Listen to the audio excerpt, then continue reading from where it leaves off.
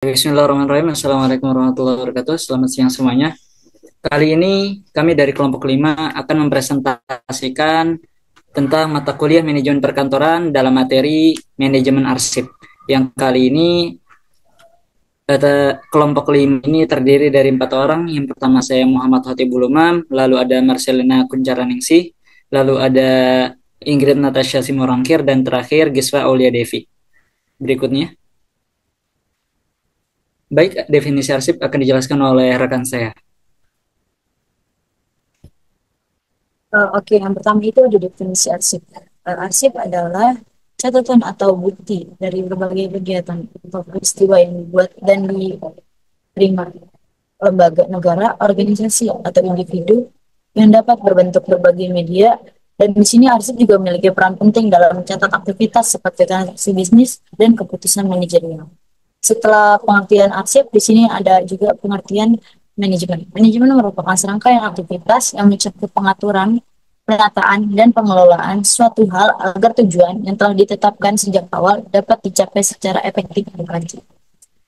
Setelah disimpulkan dari pengertian arsip dan manajemen, disimpulkan bahwa manajemen arsip adalah proses pengaturan dan pengelolaan arsip secara teratur dan sistematis agar mudah ditemukan kembali saat dibutuhkan. Di sini tuh dapat juga tujuan utama manajemen arsip, yaitu untuk mengumpulkan informasi dalam suatu tempat, memudahkan orang dalam mencari dan menemukan kembali informasi tersebut, dan menjaga keamanan arsip baik secara fisik maupun isi informasinya, serta meningkatkan penggunaan dan manfaat dari arsip yang disimpan. Next.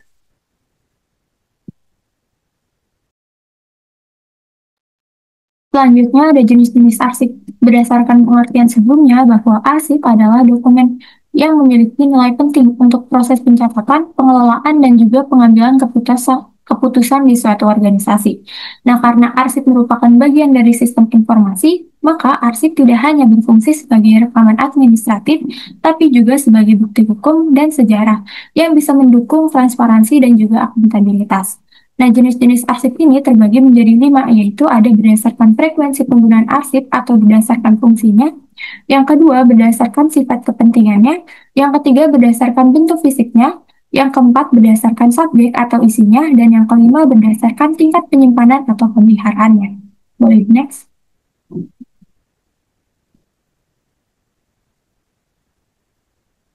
Yang pertama yaitu ada jenis arsip berdasarkan frekuensi penggunaan arsip atau berdasarkan fungsinya, yaitu terdiri dari dua, yaitu ada arsip dinamis dan juga arsip statis. Nah, arsip dinamis ini merupakan arsip yang digunakan secara langsung untuk proses pelaksanaan, perencanaan, dan juga pengendalian di kegiatan operasional suatu perusahaan. Nah, arsip ini disimpan selama jangka waktu tertentu sesuai dengan kebutuhan dari penggunaannya. Nah, dalam arsip dinamis ini terdapat tiga, yaitu ada arsip aktif, inaktif, dan juga arsip vital. Nah, arsip aktif ini merupakan arsip yang selalu digunakan dalam proses suatu organisasi atau perusahaan. Contohnya seperti pada di pendidikan yaitu jadwal pendidikan. Yang kedua ada arsip inaktif. Nah, arsip inaktif ini merupakan arsip yang jarang digunakan untuk suatu proses organisasi atau perusahaan. Jadi digunakan jika ada keperluan penting saja. Contohnya seperti rapor. Dan yang ketiga itu ada arsip vital. Nah, arsip vital ini merupakan arsip yang bersifat sangat penting dan tidak boleh hilang karena berisi dokumen penting untuk suatu perusahaan atau organisasi. Contohnya seperti ijazah dan juga akta pendirian perusahaan. Yang kedua itu ada arsip statis. Nah, arsip statis ini merupakan arsip yang tidak digunakan secara langsung untuk proses penyelenggaraan suatu kehidupan berbangsa ataupun administrasi negara. Tapi arsip ini memiliki nilai guna yang abadi, seperti nilai sejarah. Contohnya seperti surat keputusan dan juga teks proklamasi. Boleh di next?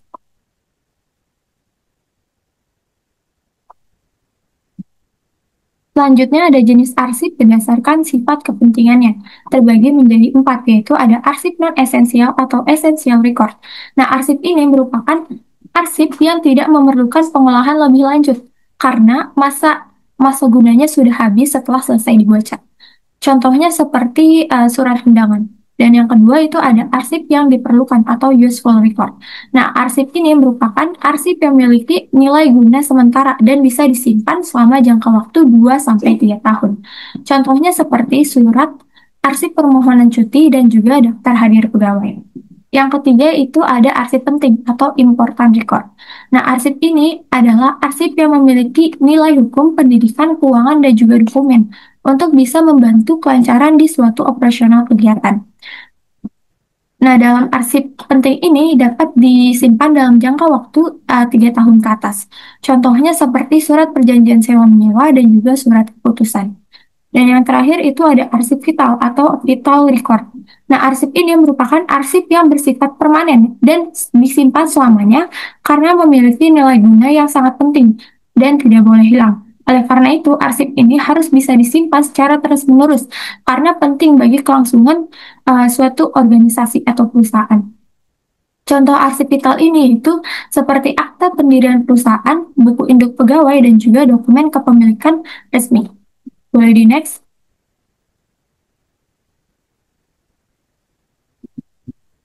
Selanjutnya yaitu ada jenis arsip berdasarkan bentuk fisiknya. Itu terbagi menjadi dua, ada arsip kertas atau arsip tertulis, dan juga arsip digital atau arsip visual. Nah, dalam arsip kertas ini, seperti namanya yaitu arsip yang sudah dicetak dalam bentuk lembaran kertas. Contohnya seperti akta dan juga pelaporan. Dan yang kedua ini ada arsip digital atau arsip visual. Nah, arsip ini bisa diakses melalui perangkat elektronik seperti handphone dan juga laptop. Nah, dan juga disimpan melalui media digital seperti hard disk. Nah, arsip ini bisa berupa dokumen teks, gambar, rekaman, ukiran, dan juga aplikasi. Boleh di next? Selanjutnya ada arsip berdasarkan subjek atau isinya, yaitu terbagi menjadi 4. Ada arsip keuangan. Nah, arsip keuangan ini berisi dokumen yang berkaitan dengan transaksi keuangan di suatu organisasi. Nah, arsip ini sangat penting untuk pelaporan dan juga audit keuangan. Contohnya seperti bukti pembayaran, laporan keuangan, daftar gaji, dan juga surat perintah pembayaran. Yang kedua ada arsip kepegawaian. Nah, arsip ini mencatat segala hal yang berkaitan dengan pegawai dan juga karyawan di suatu organisasi. Nah, arsip ini digunakan sebagai bentuk administrasi dan juga pengelolaan sumber daya manusia. Contohnya seperti surat lamaran kerja dan juga data riwayat hidup pegawai. Yang ketiga ada arsip pendidikan. Nah, arsip pendidikan ini berkaitan dengan kegiatan akademik dan juga administrasi pendidikan, baik di sekolah maupun di perguruan tinggi. Contohnya seperti kurikulum, daftar hadir guru ataupun dosen. Nah, di arsip pendidikan ini berfungsi untuk mendukung proses pembelajaran dan juga administrasi akademik. Yang keempat, yaitu ada arsip pemasaran. Arsip pemasaran ini berhubungan dengan strategi pemasaran dan juga transaksi bisnis dengan pelanggan. Contohnya seperti daftar pelanggan, surat pesanan, dan juga surat perjanjian penjualan. Boleh di next?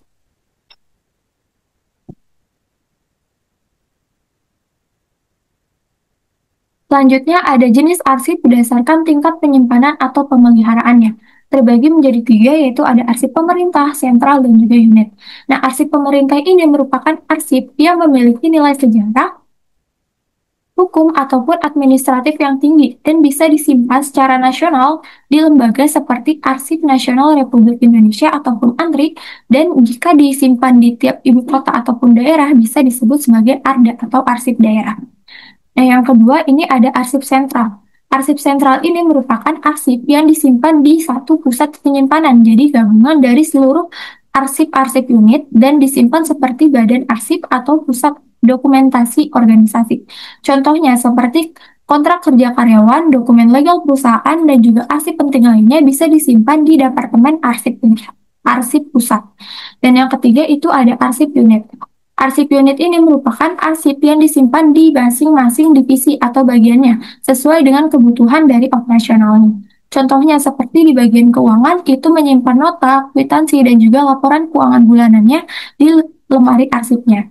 Boleh di next?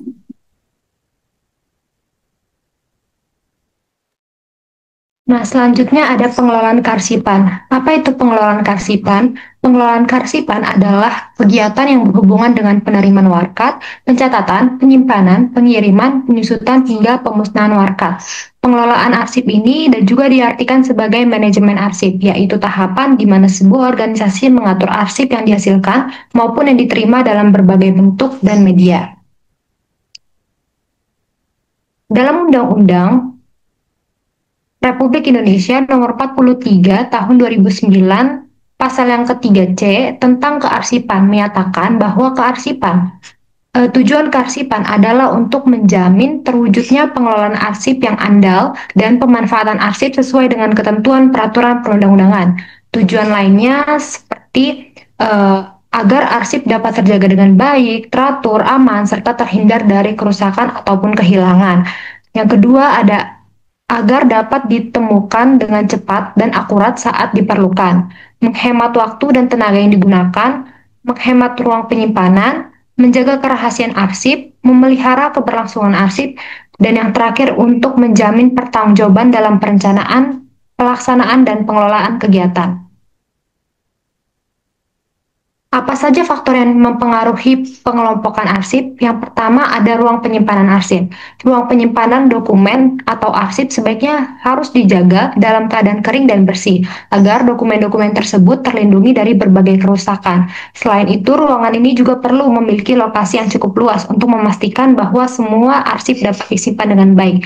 Jadi di dalam ruang penyimpanan arsip ini tidak boleh ada basah sedikit pun, karena jika air atau basah itu terkena dengan dokumen akan rusak. Jadi dalam ruang penyimpanan arsip ini adalah ruang khusus yang benar-benar untuk arsip disimpan. Selanjutnya ada fasilitas pengelolaan arsip. Dalam sebuah instansi, pengelolaan arsip yang efektif harus didukung oleh fasilitas yang memadai, termasuk perlengkapan dan peralatan untuk penyimpanan arsip. Jadi nggak mungkin dalam ruang penyimpanan itu hanya kosong aja tanpa adanya fasilitas pengelolaan arsip. Jadi di dalam ruang penyimpanan tadi itu harus ada fasilitas yang untuk memisahkan nih mana arsip yang penting, mana arsip yang enggak. Jadi pengelompok-kelompokan arsip tuh digunakan dengan fasilitas yang ada itu. Selanjutnya, ada petugas arsip. Dalam suatu lembaga atau organisasi, petugas arsip disebut dengan arsiparis. Petugas arsip ini harus mempunyai kecakapan dan keterampilan di bidang pengelolaan arsip. Jadi petugas arsip ini bukan sembarang orang aja yang disuruh untuk menjaga arsip, tapi dia juga mempunyai latar belakang pendidikan kearsipan. Harus memiliki keterampilan kerapian, ketelitian, disiplin tekun, dan dapat menyimpan kerahasiaan. Nah, selanjutnya di dalam sebuah pengelolaan arsip itu ada tahapannya nih. Yang pertama itu ada penciptaan dan pengumpulan arsip. Arsip ini diciptakan kemudian digunakan sebagai sarana untuk menyampaikan informasi sebagai landasan untuk perencanaan, pengorganisasian, pengambilan keputusan, pengawasan, dan lain-lainnya. Cara penciptaannya itu ada dua. Yang pertama ada penciptaan arsip internal. Penciptaan arsip internal ini berasal dari dalam organisasi itu sendiri, dihasilkan oleh organisasi yang bersangkutan, sehingga kita dapat mengawasinya langsung gitu. Arsip ini bisa diciptakan oleh satu individu ataupun berkelompok dari sebuah organisasi itu. Selanjutnya itu penciptaan arsip eksternal itu dia diperoleh dari luar organisasi, dihasilkan dan dibuat oleh pihak luar. Nah, setiap organisasi atau individu pasti menghasilkan dokumen-dokumen ini, baik secara fisik maupun digital, seperti surat, laporan, kontrak, dan lainnya. Nah, dokumen-dokumen ini setelah diciptakan, dikumpulkan, dan didokumentasikan sejak awal agar tidak hilang. Setelah tadi sudah diciptakan dan dikumpulkan, arsip ini dikelompokkan, namanya pengklasifikasian arsip. Contohnya, arsip bisa diklasifikasikan berdasarkan jenis dokumennya, entah ini dokumen surat, laporan, atau nota. Selanjutnya berdasarkan waktu pembuatan dan fungsinya juga. Pengelompokan ini penting agar saat kita butuh dokumennya, pencariannya bisa lebih cepat dan efisien. Jadi pengklasifikasian yang baik ini akan memperlancar kegiatan dalam sebuah organisasi itu sendiri.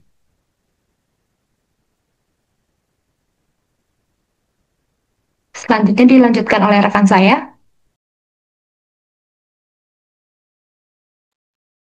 Oke, selanjutnya itu ada penyimpanan arsip dan penemuan kembali arsip.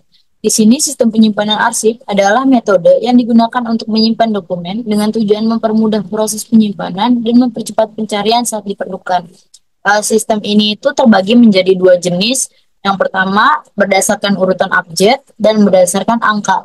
Sistem abjad mengorganisasikan dokumen berdasarkan nama, sistem geografis, dan subjek. Sedangkan sistem angka menggunakan kode numerik atau waktu. Masing-masing sistem ini memiliki keunggulan dan aksesibilitas dan efisiensi pencarian sesuai dengan kebutuhan penggunaan. Next.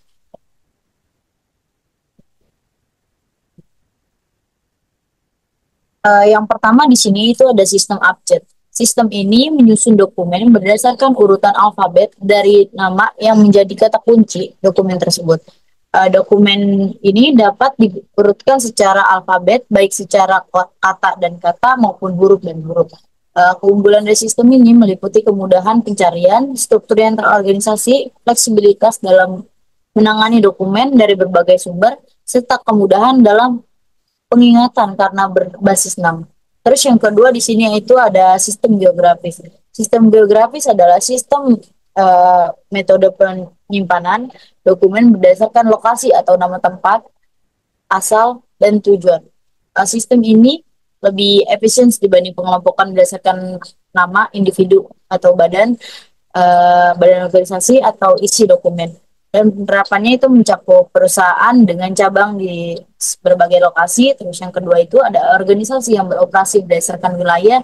Terus yang ketiga ada instansi pemerintah yang melayani masyarakat sesuai daerah. Terus yang keempat perusahaan multinasional dengan mitra di berbagai negara. Terus yang ketiga ada sistem berdasarkan subjek. Sistem ini adalah metode penyimpanan dokumen berdasarkan topik atau isu utama dokumen. Cara ini umum digunakan oleh instansi pemerintah dengan arsip besar. Penerapannya itu mencakup dua jenis, yaitu kantor arsip yang terpusat dengan pengelompokan dokumen berdasarkan pokok masalah. Terus yang kedua, toko yang menyusun data menurut jenis barang. Next.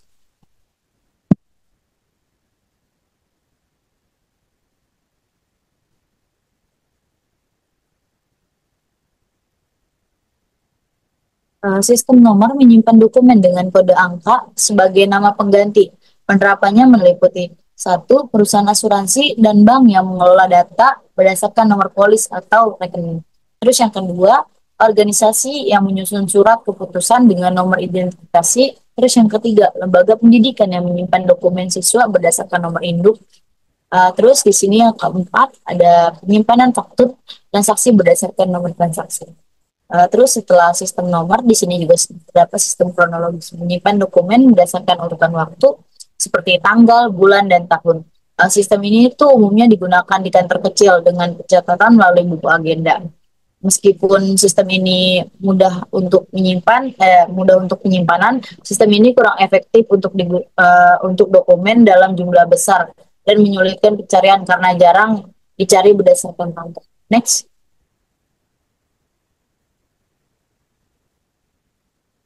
Di sini juga terdapat tiga jenis sistem penyimpanan arsip dalam organisasi, yaitu sistem terpusat, sistem desentralisasi, dan sistem kombinasi dari keduanya. Di sini tuh sistem sentralisasi itu menyimpan dokumen di suatu lokasi utama dengan memastikan keamanan dan efisiensi, tetap berisiko dan keterlambatan yang distribusi dan kehilangan data. Terus yang kedua itu sistem desentralisasi. Di sini tuh sistemnya menyebarkan dokumen di berbagai unit kerja untuk akses yang cepat dan fleksibilitas. Namun sistem ini tuh rawan untuk terjadinya duplikasi dan sulit diawasi ya.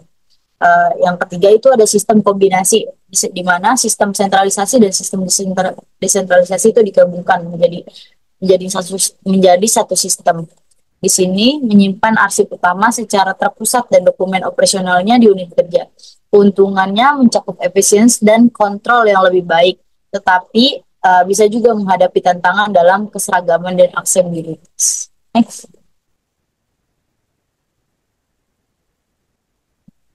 Di sini tuh dalam penemuan arsip kembali atau retrieval terdapat dua aspek pengertiannya, yaitu satu, penemuan manual di mana arsip ditemukan kembali secara fisik tanpa bantuan mesin. Terus yang kedua, proses peminjaman arsip. Jika misalnya ada permintaan arsip, petugas tuh harus satu, menanyakan jenis arsip yang dibutuhkan. Yang kedua, menentukan kode berdasarkan indeks. Terus yang ketiga, mengecek kartu indeks untuk menemukan kode arsip. Terus yang keempat, ada mengambil arsip sesuai kode dan menggantinya dengan bon pinjam arsip. Dalam proses penemuan kembali arsip terdapat beberapa tahapan penting. Yang pertama, menentukan lokasi, identifikasi tempat penyimpanan arsip dalam unit pengelolaan. Terus yang kedua, menentukan kode klasifikasi, di mana arsip diklasifikasi berdasarkan masalah untuk menentukan penyimpanan atau disebut dengan label box. Terus yang ketiga, mencari indeks arsip, di mana menemukan arsip yang diminta berdasarkan indeks yang terdapat dalam box. Next.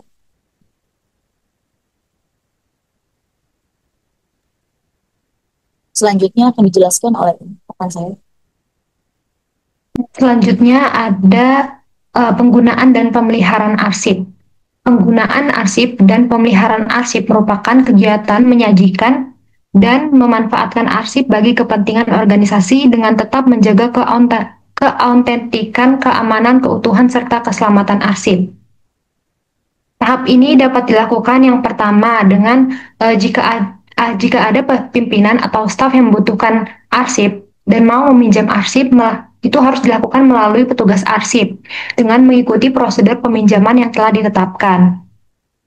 Setelah itu, untuk mencegah kehilangan arsip akibat peminjaman yang tidak teradministrasi dengan baik, petugas arsip harus menyediakan formulir khusus yang digunakan untuk mencatat arsip yang dipinjam. Catatan ini disebut dengan bon pinjaman. Bon pinjaman adalah lembaran kertas yang memuat informasi yang dapat dijadikan pengganti dokumen atau arsip yang dipinjam. Selanjutnya, agar arsip yang dipinjam oleh pihak lain dapat dengan mudah dilacak jumlah, lokasi, serta waktu pengembaliannya, petugas juga harus secara rutin memeriksa berkas pengingat di unit kearsipan untuk memastikan nih arsip dikembalikan tepat waktu atau enggak. Saat pengembalian arsip pun perlu diperiksa lagi apakah keadaan arsip ini baik atau mengalami kerusakan, serta apakah sudah lewat batas waktu pengembaliannya atau enggak. Jika arsipnya rusak, harus diperbaiki, dan jika terlambat, peminjam harus diberikan peringatan. Penerimaannya juga harus disertai dengan bon pinjaman, jadi nggak boleh langsung asal ngembaliin aja, itu harus ada pengembalian arsip dan beserta bon pinjamannya juga. Terakhir, arsip yang dikembalikan harus dikembalikan ke tempat penyimpanan yang semula dan menghapus bon pinjaman dari folder. Jadi setelah arsipnya udah diterima lagi oleh petugas arsip, itu dicabut ininya, bon pinjamannya, tulisan-tulisan peminjamannya udah dicabut dari folder dan diletakkan kembali sesuai tempatnya.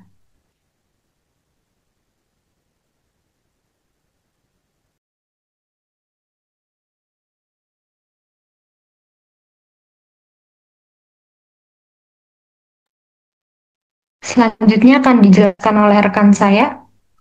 Baik, selanjutnya adalah perlengkapan arsip. Jadi perlengkapan di sini itu perlengkapan arsip untuk dokumen-dokumen yang biasanya bersifat fisik itu ada 8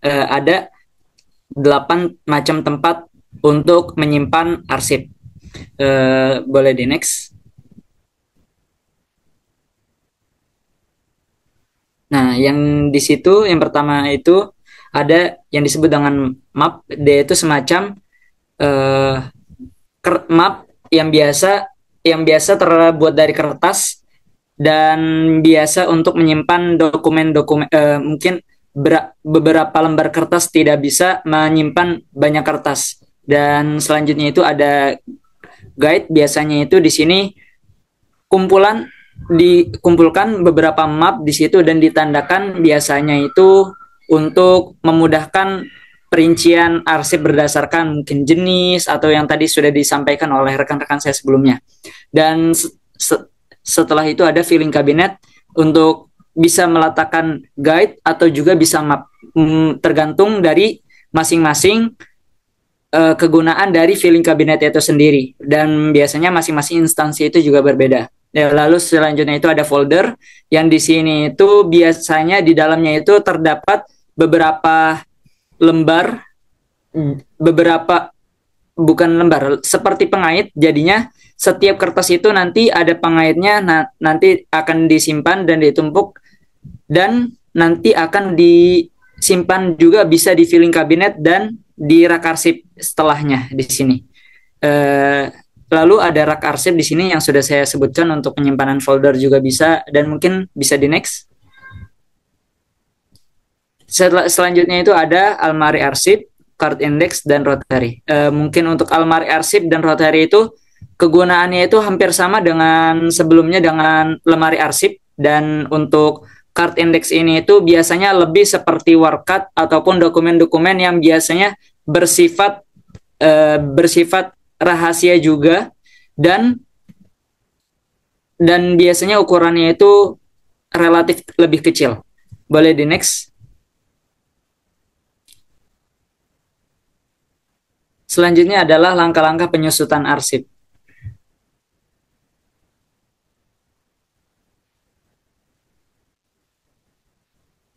Pertama adalah penilaian arsip dan jadwal retensi. Sebelum membahas tentang kegiatan penyusutan arsip, ada dua hal penting yang harus diperhatikan dalam penyusutan arsip, antara lain sebagai berikut. Yang pertama itu adalah penilaian arsip. Dalam penyusutan arsip, diperlukannya menilai dari sebuah arsip atau biasa juga disebut dengan nilai guna yang ada pada sebuah arsip sebelum disusutkan. Maka penilaian arsip membantu akan hal tersebut agar terjadinya kesalahan penyusutan.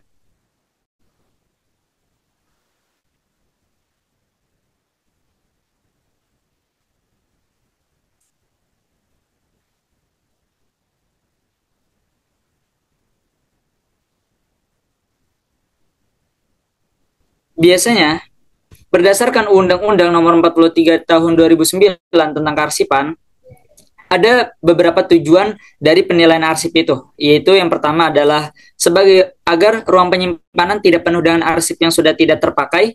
Yang kedua ada arsip yang penting tetap terjaga dan tidak ikut terbuang. Yang ketiga, organisasi bekerja lebih efisien karena hanya arsip yang berguna yang disimpan. Lalu, dalam penilaian arsip kita perlu memperhatikan nilai guna dari arsip tersebut. Adapun nilai guna dalam penilaian arsip itu ada dua jenis. Yang pertama, nilai guna primer saat arsip masih aktif, dan yang kedua nilai guna sekunder setelah arsip tidak dipakai lagi. Yang pertama, untuk nilai guna primer itu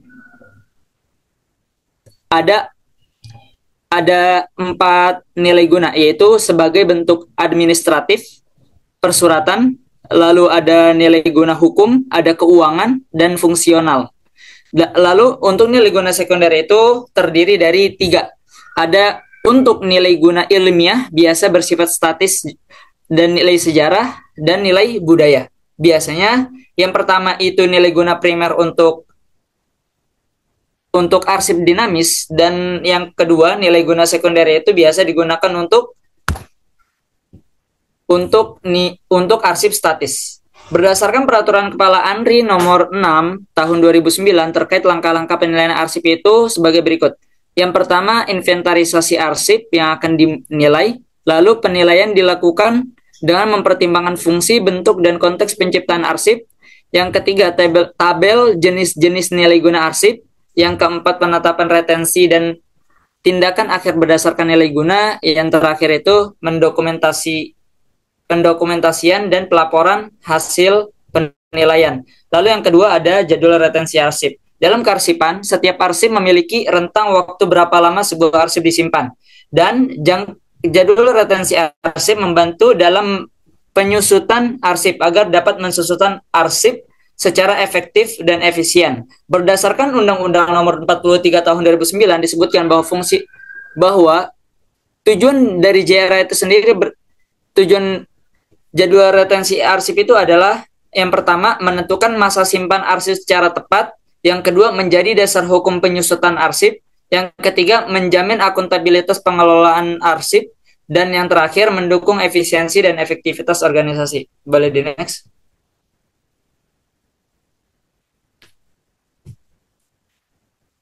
Baik, yang pertama adalah pemindahan arsip. Pemindahan berdasarkan undang-undang pasal 49 nomor 43 tahun 2009 tentang kearsipan, yaitu pemindahan arsip inaktif dari unit pengelolaan ke unit kearsipan. Yang kedua, pemusnahan arsip yang telah habis retensi dan yang tidak memiliki nilai guna dilaksanakan sesuai dengan ketentuan peraturan perundang-undangan peraturan perundang-undangan. Yang ketiga, penyerahan arsip statis oleh pencipta arsip kepada lembaga kearsipan atau Arsip Nasional Republik Indonesia yang disebut juga dengan ANRI.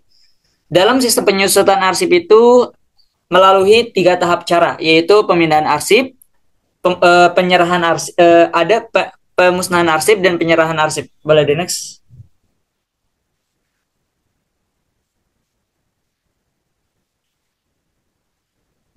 Baik, dalam pemindahan arsip, dalam melakukan pemindahan arsip penting menentukan rasio atau bandingan angka pemakaian suatu penyimpanan arsip, atau lebih jelasnya seberapa sering pemakaian arsip tersebut. Dalam hal ini muncullah 3 kesimpulan. Yang pertama, arsip dengan pemakaian tertinggi akan dipertahankan dan dicek kembali jika ditemukan adanya data serta dokumen yang sekiranya tidak diperlukan atau tidak terpakai kembali. Yang kedua, arsip dengan pemakaian terendah akan diperiksa ulang dan diambil data-data serta dokumen yang memungkinkan akan dipakai kembali. Yang ketiga, arsip yang sudah tidak terpakai bisa dilanjutkan ke tahap berikutnya, yaitu pemusnahan. Boleh di next.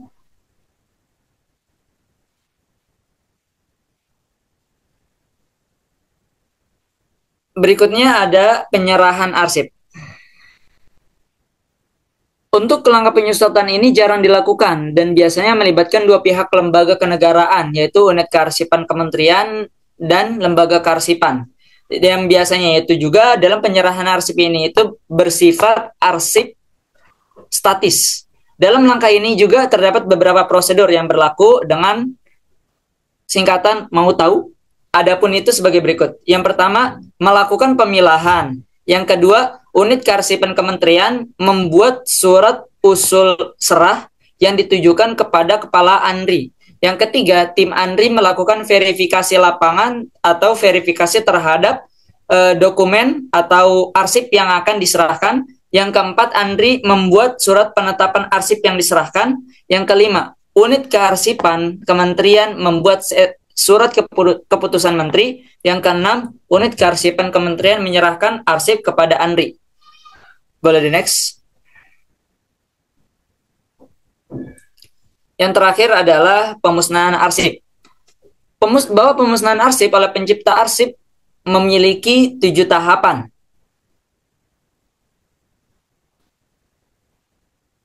Tahapan yang pertama adalah pembentukan panitia penilai arsip. Dalam suatu instansi atau lembaga diperlukannya panitia dalam penilaian arsip agar tahapan-tahapan yang tersistem yang terdapat dalam peraturan Kepala ANRI nomor 37 tahun 2016 dapat terlaksana dengan baik. Yang selanjutnya adalah penyeleksian arsip. Dalam penyeleksian arsip dilakukan oleh panitia penilaian arsip melalui jangka retensi arsip atau jadwal retensi arsip. Jika arsip tersebut mempunyai retensi inaktifnya atau arsip yang tidak lagi terpakai, maka arsip tersebut dapat dikategorikan arsip usul musnah. Apabila jika suatu arsip tidak memiliki jangka retensi arsip dan jika arsip tersebut ingin dimusnahkan, maka hendak mendapatkan persetujuan kepala ANRI terlebih dahulu yang nantinya ada beberapa syarat. Dan apabila telah disetujui arsip, maka arsip tersebut dapat mengikuti tahapan prosedur pemusnahan arsip. Yang ketiga adalah pembuatan daftar arsip usul musnah. Pembuatan setelah mendapatkan hasil dari penyeleksian arsip, panitia penilai arsip dapat membuat daftar arsip usul musnah. Yang keempat, penilaian arsip. Dalam tahap ini, panitia menilai, memverifikasikan fisik arsip atas dasar rekomendasi dari daftar arsip usul musnah, yang mana dalam penilaian arsip ini ditentukan nilai guna dari suatu arsip. Yang kelima, ada permintaan persetujuan pemusnahan. Untuk permintaan persetujuan pemusnahan, ada beberapa syarat yang berlaku. Yang pertama itu, pemusnahan arsip di lingkungan lembaga negara harus mendapatkan persetujuan tertulis dari Kepala ANRI. Yang kedua, pemusnahan arsip di lingkungan pemerintah daerah provinsi, pemerintahan daerah kabupaten kota, perguruan tinggi negeri, BUMN atau BUMD yang memiliki retensi sekurangnya 10 tahun harus mendapatkan persetujuan tertulis dari Kepala ANRI. Yang ketiga, jika jangka retensi di bawah 10 tahun, maka tidak perlu mendapatkan persetujuan dari Kepala ANRI, tapi harus mendapatkan persetujuan tertulis dari masing-masing pimpinan yang ada di lingkungan atau di daerah tersebut. Yang selanjutnya adalah penetapan arsip yang akan dimusnahkan. Pada tahap penetapan arsip yang akan dimusnahkan, pimpinan pencipta arsip mengeluarkan penetapan terhadap arsip yang akan dimusnahkan dengan mengacu pada persetujuan tertulis dari Kepala ANRI atau gubernur atau bupati atau wali kota atau rektor sesuai wilayah kewenangannya, dengan memperhatikan daftar usul musnah arsip dan surat pertimbangan dari panitia penilai arsip. Jadinya penetapan arsip ini itu dilihat juga dari jadwal jangka retensi arsip yang tadi. Apabila melampaui 10 tahun, maka harus ke Kepala ANRI. Apabila di bawah dari 10 tahun, hanya diperlukan kepada pimpinan masing-masing daerah seperti gubernur, wali kota, bupati, atau rektor. Oke, yang terakhir adalah pelaksanaan pemusnahan arsip. Dalam pemusnahan arsip ada ketentuan yang berlaku, antara lain sebagai berikut. Yang pertama, dilakukan secara total sehingga fisik dan informasi arsip musnah dan tidak dapat dikenali. Yang kedua, disaksikan oleh sekurang-kurangnya minimal 2 pejabat dari unit kerja bidang hukum dan atau unit kerja bidang pengawasan dari lingkungan pencipta arsip yang bersangkutan. Yang ketiga, disertai penandatanganan berita acara yang memuat daftar arsip yang dimusnahkan. Lalu pelaksanaan pemusnahan arsip itu dapat dilakukan dengan cara yang pertama, pencacahan atau kertas dicacah menjadi serpihan-serpihan kecil. Yang kedua, menggunakan bahan kimia. Yang ketiga adalah pulping atau membuat bubur kertas. Boleh di next. Oke, selanjutnya akan dijelaskan oleh rekan saya.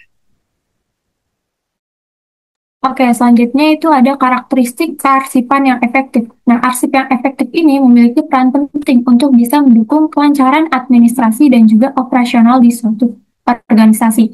Nah, arsip ini tidak hanya berfungsi untuk catatan sejarah, tapi juga sebagai sumber informasi yang bisa digunakan dalam pengambilan keputusan, evaluasi kebijakan, serta bukti hukum yang sah.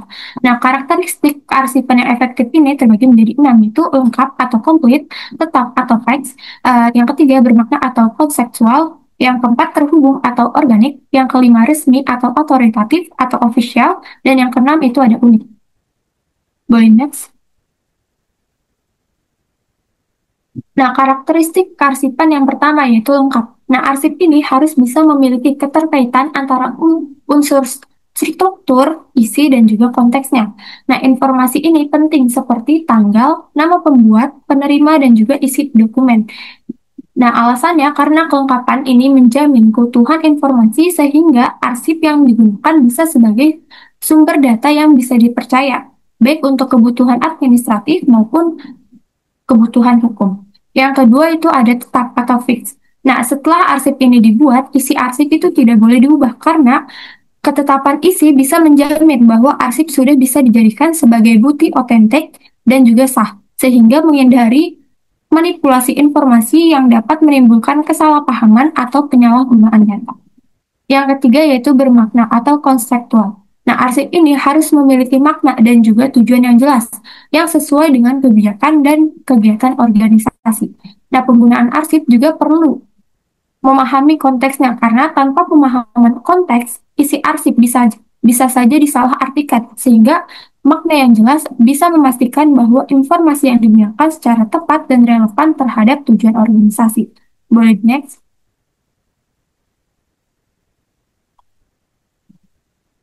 Selanjutnya yang keempat yaitu terhubung atau organik. Nah, arsip ini bisa saling berkaitan atau terhubung yang mengikuti urusan proses dan juga kegiatan organisasi. Oleh karena itu, pengelolaannya harus dilakukan secara terstruktur dalam suatu sistem. Nah, alasannya karena keterhubungan antar arsip ini menunjukkan bagaimana suatu proses bisa berjalan secara kronologis dan juga logis. Nah, hal ini penting untuk bisa merekonstruksi kejadian audit ataupun evaluasi kinerja dari organisasi. Yang kelima yaitu resmi atau otoritatif atau official. Nah, arsip merupakan dokumen resmi dari suatu organisasi yang berfungsi sebagai bukti keputusan, kebijakan, dan juga pelaksanaan kegiatan.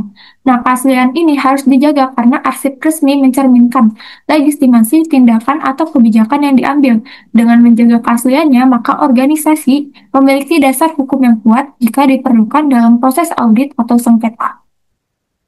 Yang keenam atau yang terakhir yaitu unik atau unik. Nah, setiap arsip memiliki karakteristik khusus yang tidak bisa disamakan dengan dokumen lain. Nah, keunikan ini bisa menjamin bahwa setiap arsip memiliki nilai historis, administratif, dan juga legal yang tidak dapat tergantikan. Nah, arsip salinan mungkin saja bisa berguna, tapi tidak memiliki nilai pembuktian yang setara dengan nilai aslinya. Boleh di next?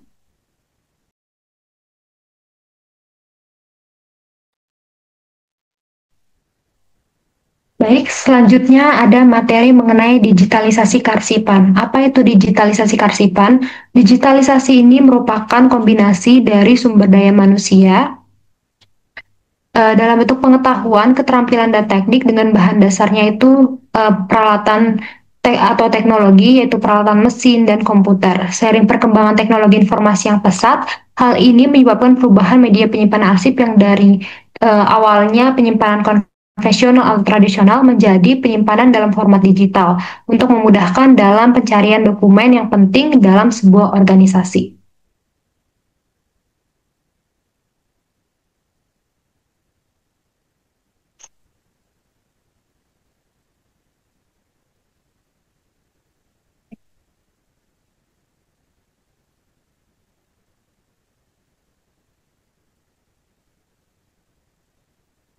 Nah, ada manfaat arsip elektronik.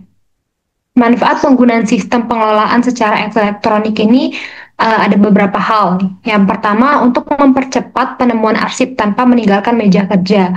Kedua, pengindeksan yang lebih fleksibel dan mudah dimodifikasi sehingga menghemat tenaga, biaya, dan waktu. Ketiga, pencarian secara full text hanya dengan memasukkan kata kunci tertentu. Jadi dengan kita memasukkan salah satu kata kunci tertentu aja, itu arsip sudah bisa ditemukan. Keempat, memperkecil kemungkinan file akan hilang karena dalam sistem arsip elektronik ini pasti sudah dicadangkan terlebih dahulu. Jadi punya backupan. Selanjutnya untuk menghemat tempat. Mengapa menghemat tempat? Karena kalau jika arsipnya hanya dalam bentuk dokumen yang masih berbentuk kertas, itu perlu tempat-tempat tertentu untuk menyimpan arsip. Sedangkan kalau kita menggunakan arsip elektronik ini, kita bisa menggunakan folder-folder di teknologi atau dalam komputer itu. Selanjutnya, mengarsip secara digital membuat resiko rusaknya dokumen kertas atau rusaknya dokumen kertas buram karena usia dan juga resiko akan berpindahnya dokumen ke tangan yang tidak semestinya dapat diminimalisir. Selanjutnya, berbagi arsip secara mudah dengan mengirimkan dokumen melalui internet. Jadi dengan kita menggunakan arsip elektronik ini, kita hanya membagikan lewat internet aja, nggak perlu biaya. Kita yang biasanya mengajukannya lewat kantor pos atau sebagainya, sekarang cuma lewat HP atau lewat komputer pun udah bisa. Kemudahan dalam melakukan recovery data dan membackup data ke dalam media penyimpanan yang sesuai juga menjadi manfaat penting dalam arsip elektronik. Nah, selanjutnya ada sistem pengarsipan elektronik. Sistem yang pertama ini namanya sistem manajemen dokumen elektronik. Sistem ini secara umum akan mengelola arsip melalui komputer masing-masing pegawai seperti word processing, spreadsheet, dan presentasi dan lain-lain. Selanjutnya di sistem yang kedua ada sistem pemindaian arsip. Sistem pemindaian ini merupakan metode utama dalam memindai data ke dalam komputerisasi dokumen. Komputeras, komputerisasi dokumen. Hal ini dapat dilakukan dengan cara scanning, conversion, dan importing. Apa itu scanning? Scanning ini adalah memindai atau men-scan dokumen yang menghasilkan data, gambar untuk disimpan ke dalam komputer. Kayak sekarang, kalau sekarang itu ada sistem aplikasi yang namanya scanning. Itu kita nge-scan dan kita bisa jadikan ubah ke PDF. Conversion itu juga proses mengubah dokumen dari Word atau bentuk apapun menjadi data gambar permanen untuk disimpan pada sistem komputerisasi. Importing juga sama untuk memindahkan data dari elektronik ke dalam pengarsipan elektronik. Selanjutnya itu tahap yang ketiga untuk menyimpan dokumen. Setelah dipindahkan ke dalam sistem, dokumen harus disimpan secara benar. Sistem penyimpanan ini harus mampu mendukung perubahan teknologi, peningkatan jumlah dokumen, serta mampu bertahan dalam waktu yang lama. Pemilihan media penyimpanannya bisa aja seperti magnetic media, terus magneto optical storage, and compact disk, DVD atau worm. Itu adalah beberapa media-media untuk penyimpanan dokumen. Selanjutnya, mengindeks dokumen. Ketika dokumen berupa kertas itu disimpan di kantor, dokumen itu harus dikelola agar bermanfaat untuk organisasi. Dengan melakukan pelabelan, disortir, diindeks, ditempatkan ke dalam folder, dan dimasukkan filing kabinet. Jadi, dalam mengindeks dokumen ini sebenarnya hampir sama kayak pemindaian juga, tapi mengindeks dokumen ini kita lebih ke penyimpanannya. Metode yang pertama itu dalam mengelola pengindeksan ada index file.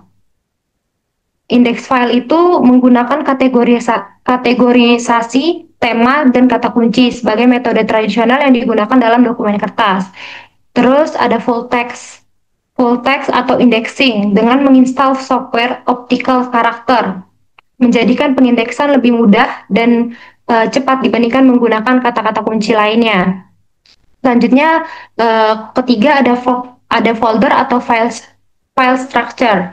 Sistem ini menyediakan metode visual dalam pencarian dokumen. Jadi, kalau folder itu lebih kayak kita mencarinya lewat gambar. Selanjutnya itu mengontrol akses. Pengontrolan merupakan aspek terpenting dari sistem pengarsipan dokumen secara elektronik karena hampir setiap orang di dalam organisasi mampu membaca dokumen pada setiap komputer yang terhubungkan dengan internet di seluruh area kantor. Jadi dalam sistem pengarsipan elektronik ini kita juga harus mengontrol aksesnya. Nggak boleh kayak orang luar yang bukan dalam organisasi itu bisa mengakses dokumen-dokumen penting milik organisasi. Nah, itu gunanya sistem pengarsipan elektronik. Nah, selanjutnya moderator boleh menyimpulkan hasil presentasi hari ini.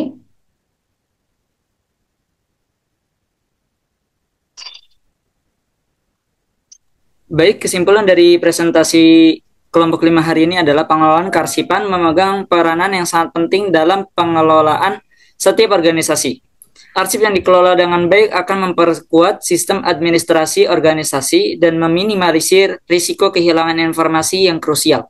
Secara keseluruhan, pengelolaan kearsipan yang efektif dan efisien akan mendukung kinerja organisasi, menjaga aset informasi, dan memastikan proses administrasi berjalan lancar serta transparan. Oleh karena itu, setiap organisasi perlu menyusun kebijakan dan prosedur yang jelas mengenai pengelolaan arsip. Mungkin itu kesimpulan dari presentasi kami kali ini. Terima kasih atas perhatiannya. Kami pamit undur diri. Wassalamualaikum warahmatullahi wabarakatuh.